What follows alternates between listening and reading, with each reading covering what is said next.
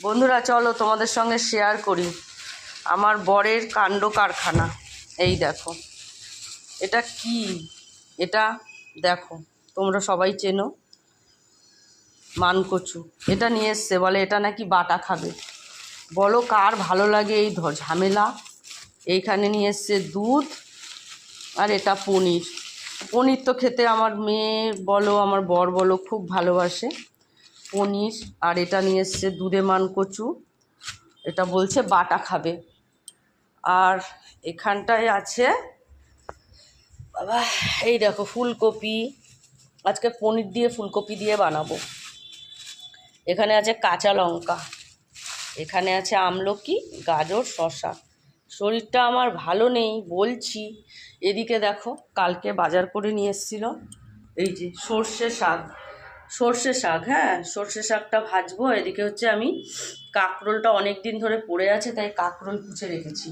আর এখানে তো সকালের টিফিনে খিচুড়ি বানিয়েছি, সেটা তো দেখালাম, তার সঙ্গে ভাজা। তাহলে চলো আগে একটু চা খাই, প্রচণ্ড ঠান্ডা লেগেছে। চাটা খেয়ে তারপরে আবার রান্নাবান্নার দিকে আসবো। চলো টাটা।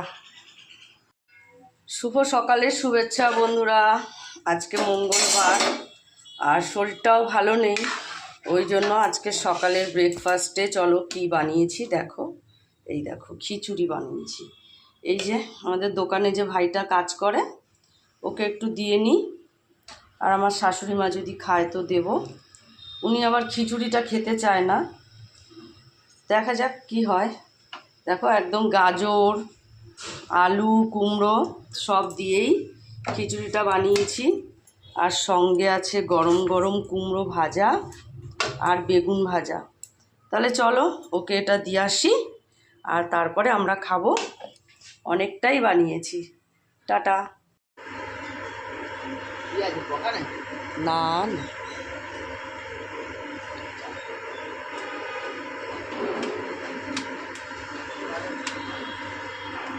ভালো হয়েছে, খা।